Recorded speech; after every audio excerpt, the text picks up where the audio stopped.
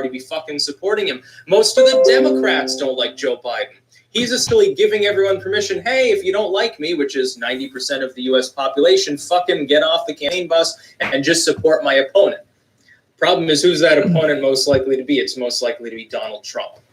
Donald Trump has turned that particular audio clip into an Donald Trump is if Biden turned that particular audio clip into Donald Trump hopes that Biden is the nominee. I don't think Biden would do any worse than anyone else, but I think it would be more amusing for Trump to run against someone who is more easily antagonized. Look, the dude gets angry at college kids for asking him how many genders there are, and then asking him to elaborate, and says basically fuck off. He gets angry easily. He's got a short fuse. They can't be ascribed to just being.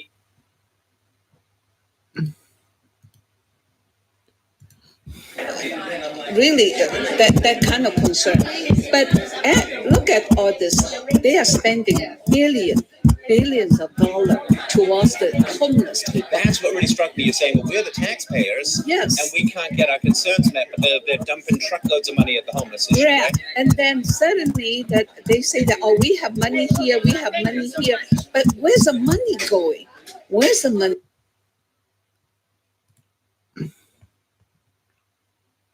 Turn that particular audio clip into that Biden is the nominee.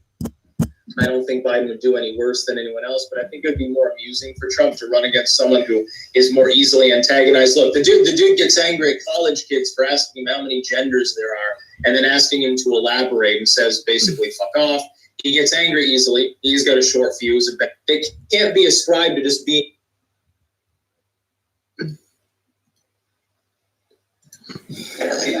Really, that kind of concern. But look at all this. They are spending billions of dollars towards the homeless people. That's what really struck me. You're saying, well, we're the taxpayers, yes, and we can't get our concerns met, but they're dumping truckloads of money at the homeless issue. Yeah, right? And then suddenly that they say that, oh, we have money here, we have money here. But where's the money going? Where's the money?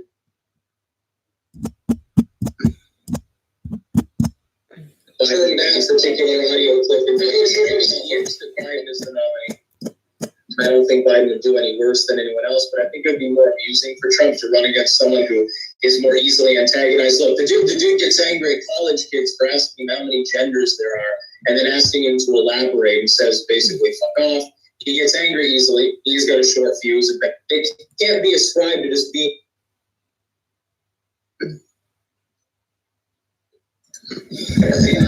Really, that kind of concern. But look at all this.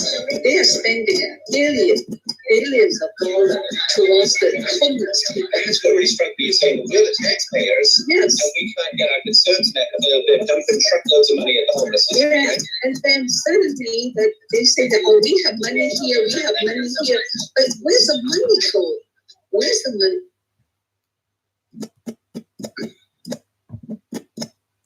Turn that particular audio clip into that Biden is the nominee.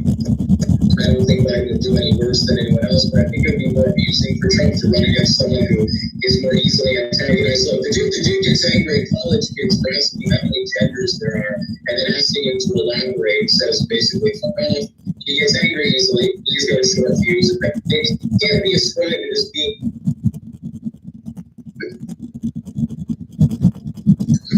Really, that kind of concern. But look at all this. They are spending billions of dollars towards the homeless people. That's what really struck me. You're saying, well, we're the taxpayers, yes, and we can't get our concerns met, but they're dumping truckloads of money at the homeless issue. Yeah, and then suddenly that they say that, well, we have money here, we have money here. But where's the money going? Where's the money?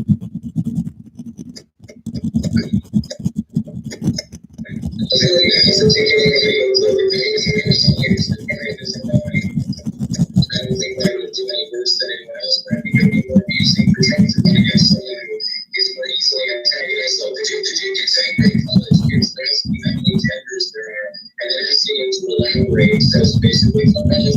He gets angry easily. He's got a short fuse. They can't be ascribed to just being.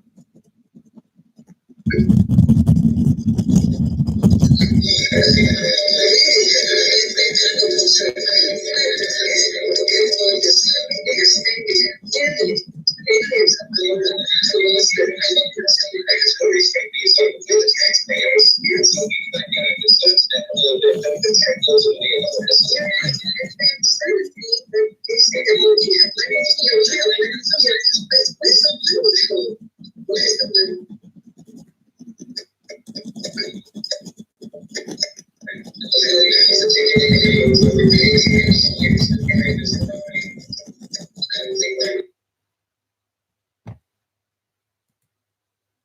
La la la la la la la. Doo-doo-doo.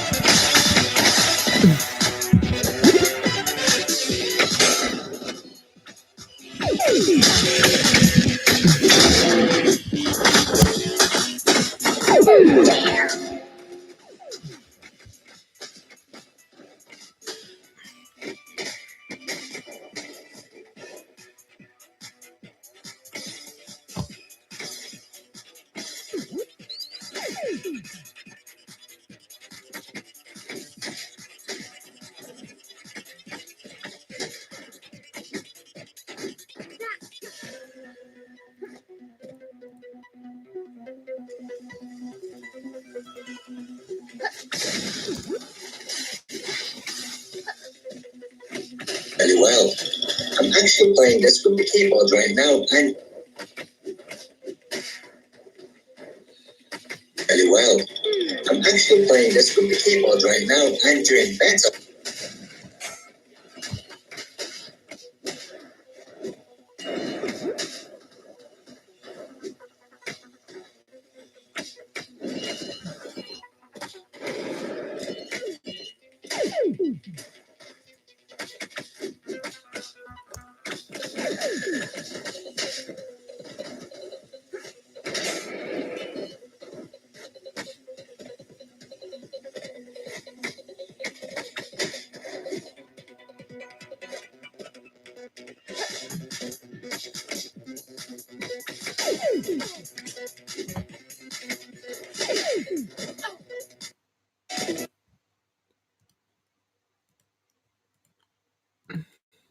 Going, where's the concern? I'll tell you which one is what. Like, Couldn't get out of it. No. I can take you over there. All right. We're with Ellen Lee Chow. You are going to be running for the mayoral candidacy here in San Francisco just this year. Is that right? Yes, November 5th, 2019 election. November 5th. Mark it in your calendars. What is it that drove you or provoked you into wanting to run for mayor? Well, I have been living as a resident in San Francisco for the last 33 years. I have never seen such a deteriorated government until 2017. All board of supervisors in San Francisco, we have 11 districts, 11 board of supervisors, plus the mayor, before he passed away, Mayor Ed Lee, they were making legislations lucidly, purposely, to help the recreational cannabis industry disregard the people strongly opposed that we do not want any recreational cannabis stores next to preschool, next to after school program, next to any minor that serve the minors, any places that serve minors. Right. But yet, when we are fighting at City Hall with all these public hearings, you're talking about hundreds of people, up to 1,000 people, with doctors, nurses, social workers, and people are highly educated. People are highly understood that recreational cannabis is not going to be helping our kids and our neighbors who are strongly opposed. They still approve them. So from that on, the people stood up. I was nominated to run for mayor. Now, we were just talking about this before the interview started, Yes. huge drug issue Yes. in San Francisco, and it seems to be somewhat enabled by the local government. Let's hear a bit about that. Yes. The number as of today is 2,000, let's say 24,500 drug abusers that the needles and the lower drug users, the supplies that is paid by the city and county government, which is the taxpayers. And to my knowledge, the drug dealers who are selling the drugs to the people, the 24,000 drug users, the police passing by, nothing. We pass by, nothing. They are just selling drugs legally, openly, and it looks like nobody cares. And hard drugs too, not Yes. just recreational cannabis, as we talked about.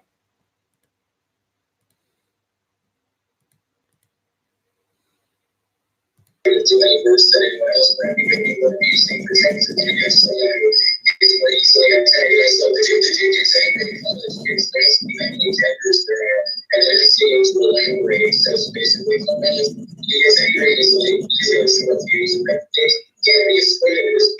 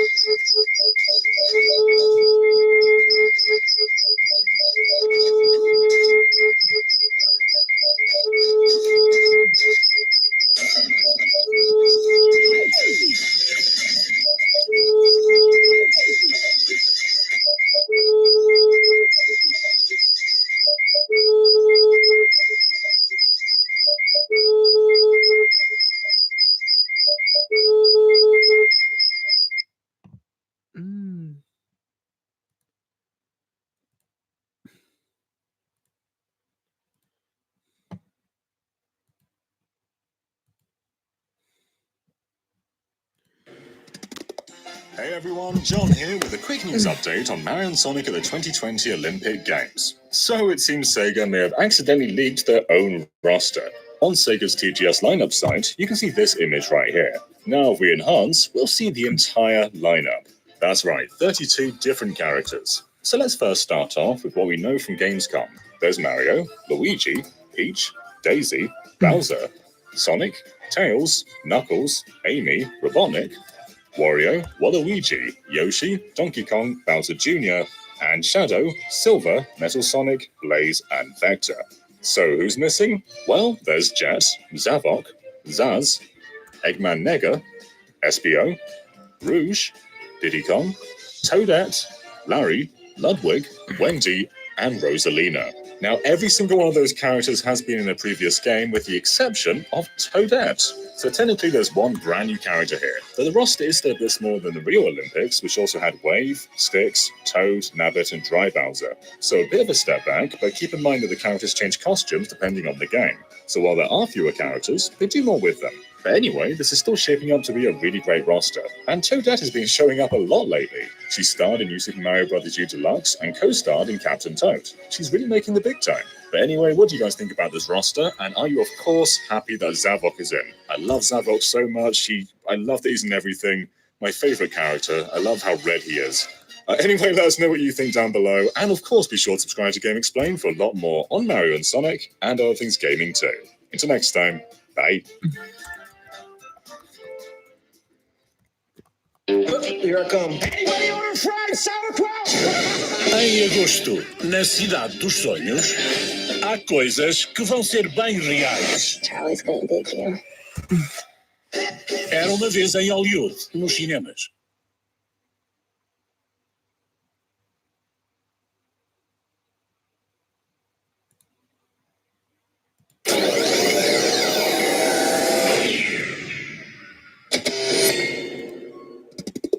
Hey everyone, John here, and there is a rumor going around that the next Pokemon anime is being revealed very, very soon. In fact, that date is the 29th of September, just over a month from now. So while this hasn't been verified by the Pokemon Company, Spanish account Centro Pokemon shared the following logo. And what's interesting is this is really similar to the recent alternate universe movies. So I choose you and the power of us.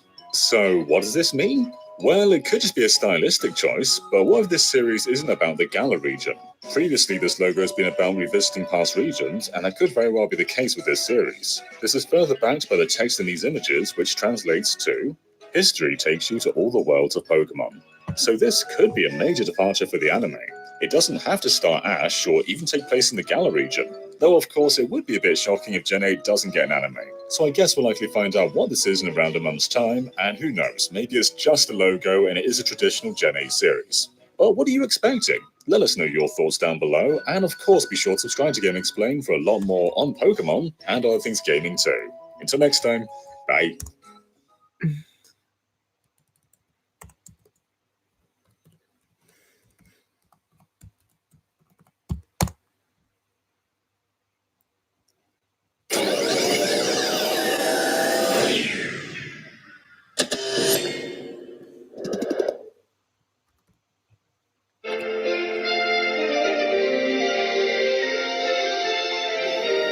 Hey there, everyone, and welcome to another Game Explained discussion. I'm your host, Ash Paulson, and today I'm joined by Tom Arnold to discuss, well, everything Shovel Knight. Basically earlier today, there was a Yacht Club Games Presents presentation, which was essentially their version of a Nintendo Direct, where they announced all tons of new Shovel Knight information, including stuff that we know about, like updates on things we know about, as well as things we had no idea were coming. So, Tom, let's go ahead and start off with the biggest news other than Shovel Knight Dig, which is the fact that Shovel Knight King of Cards and Showdown, after more than 2 years in development, finally have a release date of this December. How you feeling about that? I'm pretty stoked. I mean, Showdown, it seemed like a playable game already last year at PAX, so you can only imagine how much better for every other character. So it'll be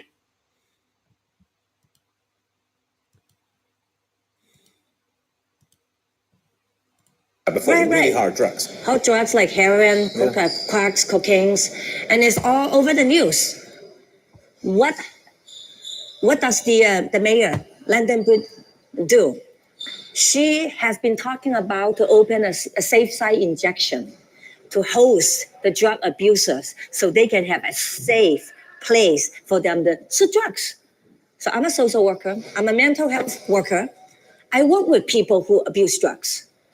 In the entire world, there's no safe site injection. The drugs never safe. Drugs are drugs. They're just talking about like diseases or AIDS or something else that could be transmitted through the safe needles. That's kind of what they're talking about, right? Well, first of all, drugs are illegal according to federal law. Schedule 1 or any drugs, they could be confiscate any properties that is related to serving the drug abusers or anything related to the drugs. It is illegal. as a government, we should not support any illegal activities. I think our government has been so corrupted and is so abusive, and up to the point that we, the people, and say, no longer. It's about time for the people who should stand up and take back the government and operate by the people. Now, almost like there's an industry for homelessness that focuses in California as a whole and in San Francisco in particular, because there's such a huge population of America's homelessness is concentrated in California and disproportionately in San Francisco. How do they get here? What's the incentive? I mean, everyone thinks, oh, it's nice weather, but there's more to it than that, right? Well, I have done some of the data research myself because I'm a candidate and I'm a social worker. I have been for the last 20 years in San Francisco. I am a therapist. When I do research, I talk to people, I interview people, I talk to homeless people. The government itself had data, and 60% of these people, they are mentally ill, they are on drugs, drug abuse, and they are incapable about self-independent. Like if they're not able to be independently living on a life on their own. Well, and sorry to interrupt, but even if they stop using the drugs, they may have got brain damage from the drug use to the point where independence is not very possible. Yes. To answer your question earlier, like why there's so many come to San Francisco. If you think about 60% of people, 60% of the people that they are depend on something, okay? But we have other 15 to 20% people they call professional homeless people. They are coming from other places. Because when I talk to the homeless people, I said, dude, how do you come to San Francisco? They said, well, my social worker bought me a ticket. You know, wait. Yes. No. Yes. No. Yes. No. What do you mean? Their social worker in another state said, here's a Greyhound to San Francisco. Take it to San Francisco.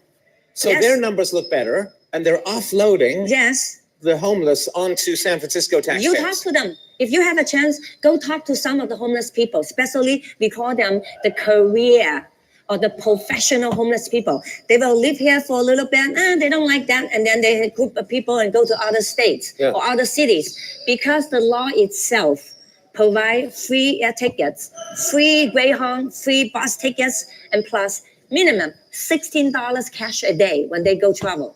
And it's all covered by tax money.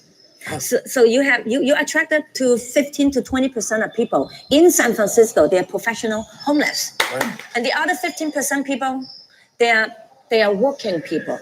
They really had a job, they work, but because they cannot afford an apartment, so they either temporarily on the street, they live inside the tent, they go to work, they pay fitness membership, they go inside to take shower, they eat lower food, so they manage them.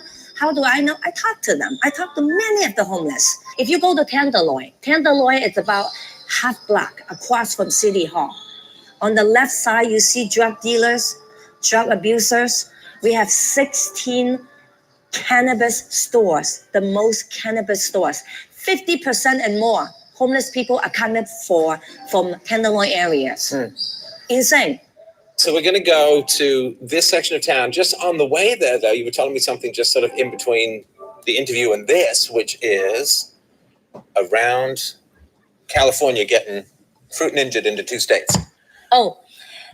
California, right now, we had approximately 58 counties. Of all the big counties, it's only a few of them. San Mateo, Oakland, Los Angeles, San Francisco, the major big counties. But you have a lot of small counties, okay? The small counties, they're traditional people. They want conservative, you would say. Conservative and a family value, you know? And what they seen and what we experience, the high taxes. So talking back that there's a California state, it's called New California State.com. You can go inside and see. I have joined a few events that they are organizing. I learned so much about Constitution, property right, Constitution right, First Amendment, Second Amendment, 14th Amendment, that the United States, our founders, that want us to have a quality of life, good education, and take care of this land and take care of our children, take care of family. But California has been abusive, taking the public money to do what the politician want to do, but not the people. Right. Village education has been poisoning our young generation. More than 40 counties in California, they joined New California movement already. And not only that, there's more other states joining the movement that we do not want communism or socialist government that operate our life. Right. That is a good movement. Yeah. I join it. Yeah. Out there I believe the New California declare a 51st state in the United States in January 20th.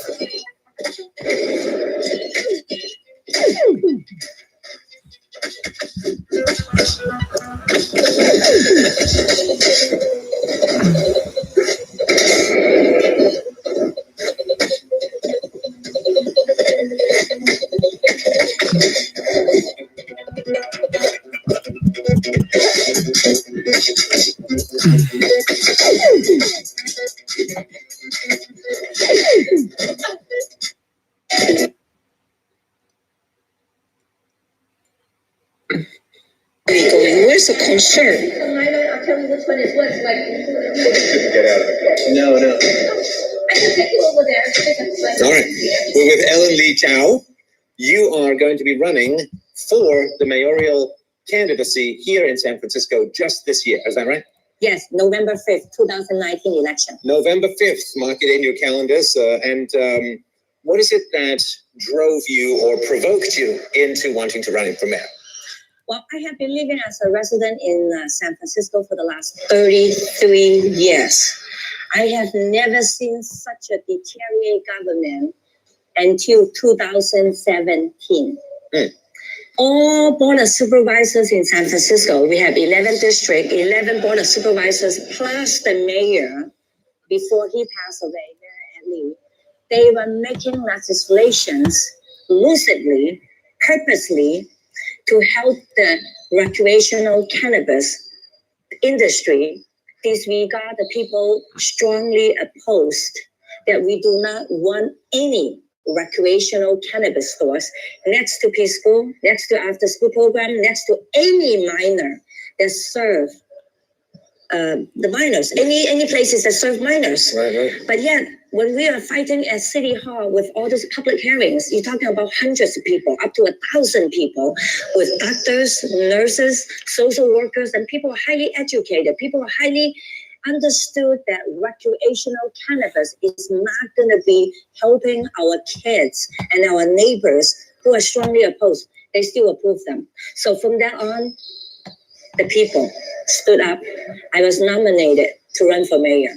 Now, there is, we were just talking about this before the interview started, Yes. huge drug issue Yes. in San Francisco, and it seems to be somewhat enabled by the local government. Let's hear a bit about that. Yes. The number as of today is 24,500 drug abusers that the needles and the lower drug users, the supplies that is paid by the city and county government, which is the taxpayers. And to my knowledge, the drug dealers who are selling the drugs to the people, the 24,000 users, the police passing by, nothing. We pass by, nothing. They are just selling drugs legally, openly, and it looks like nobody cares. And hard drugs too, not just recreational cannabis, as we talked about.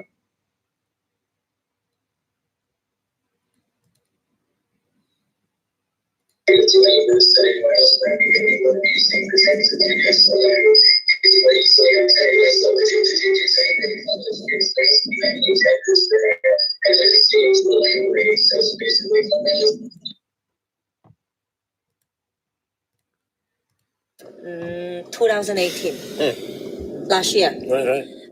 On Martin Luther King's birthday.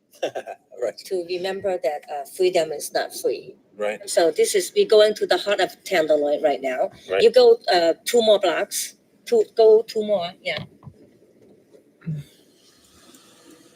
You see this person chose to sit in a disability. Oh, he's sleeping in a wheelchair, right? Some people come. Maybe we can ask them. What are they doing? Is there people come here to just go pee and poo? Can they take a shower? The restaurant, the restaurant. And people also shoot drugs in there.